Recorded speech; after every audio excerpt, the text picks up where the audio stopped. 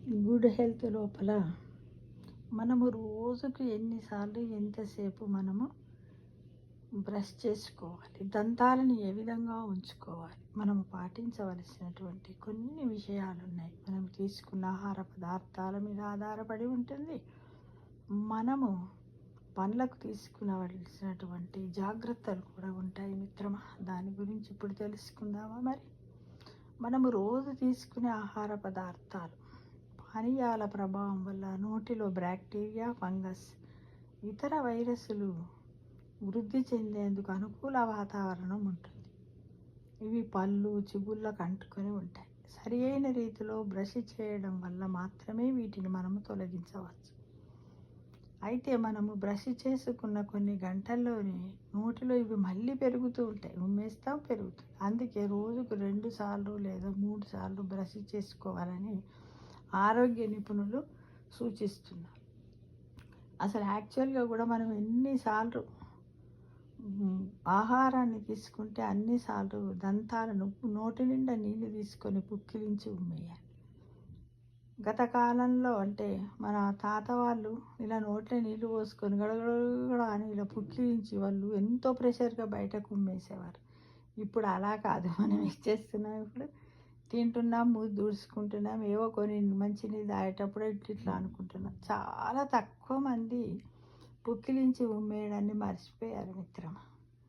దాన్ని చేయడం వల్ల కూడా మన పండ్ల చిగుళ్ళ మధ్యలో, పండ్ల సందుల్లో ఇరుక్కున్న ఆహార పదార్థాలు బయటకు వస్తాయి.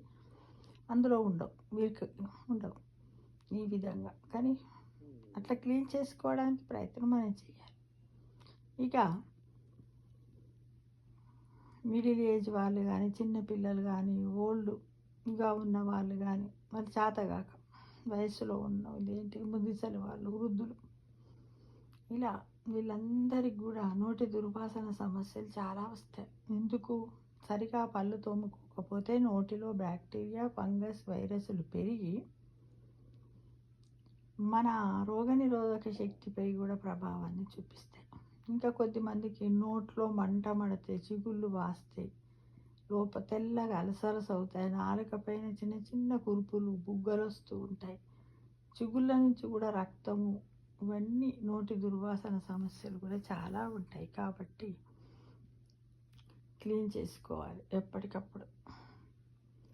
ఇక దంతాలు ఆరోగ్యంగా ఉండాలంటే రోజుకు కనీసము 2 నిమిషాల పాటైనా బ్రష్ చేసుకోవాలి. అలాగే రోజుకు 2 సార్లు ఉదయము, రాత్రి అయితే తప్పకుండా బ్రష్ చేయాలి. నోటిని పూర్తిగా శుభ్రం చేసుకోవడంపై మనము దృష్టి పెట్టాలి.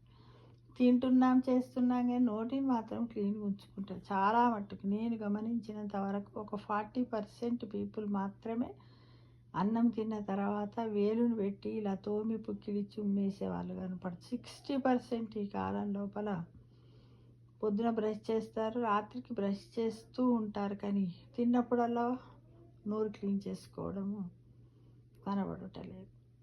ఎప్పుడు బ్రష్ చేసినా బ్యాక్టీరియా, ఫంగస్ను తొలగించుకునే విధంగా నోటిలోని అన్ని భాగాలు కవర్ అయ్యేలా చూసుకోవాలి. అంటే పైన, కింద, లోపలి వైపు అంత దంతాలను అప్పు డౌను అప్పు ఇట్లా చేస్తూ ఉండాలి. వీటి వల్ల దంతాలు ఆరోగ్యం మెరుగుపడి నోరు కూడా శుభ్రంగా ఉండి మనకు ఎలాంటి ఇన్ఫెక్షన్స్ రాకుండా, బ్యాక్టీరియా, ఫంగస్, వైరస్లు వృద్ధి చెందకుండా ఉండడాన్ని మనమే తెలుసుకొని ఆ విధంగా ప్రయత్నించాలి. అప్పుడప్పుడు గోరువెచ్చటి నీళ్ళల్లో సాల్ట్ వేసి రాత్రి పడుకునే ముందు పుక్కిలిచ్చి ఉమ్మేసి పడుకోవాలి. ఆ తర్వాత మట్టుకు మంచినీళ్ళు తప్ప ఇంకా వేరే ఏ పదార్థాన్ని కూడా తినకూడదు. కొద్దిమంది ఏం చేస్తారు, ఇక అన్నీ చేస్తారు, బ్రష్ చేస్తారు, అన్నీ చేస్తారు, తర్వాత ఏం చేస్తారు, మళ్ళీ పండుకునే ముందు నోట్లో నవ్వుకుంటూ అట్లనే నిద్రపోతుంది. చాలా తప్పు. కాకపోతే ఏదో ఒక లవంగం లాంటిది వేసుకుంటే కొంతవరకు పనిచేస్తూ ఉందని అవి కూడా కొన్ని సర్వేల ద్వారా తెలిసింది మిత్రమా. కాబట్టి మనము రోజుకి ఎన్నిసార్లు, కనీసం పొద్దున ఎలాగ చేస్తాము, తర్వాత మళ్ళీ లంచ్ తర్వాత, నైట్కి మళ్ళీ డిన్నర్ తర్వాత ఇలా 3 సార్లు బ్రష్ చేయడం అలవాటు చేసుకోవాలి మిత్రమా. ఆరోగ్యమే మహాభాగ్యం.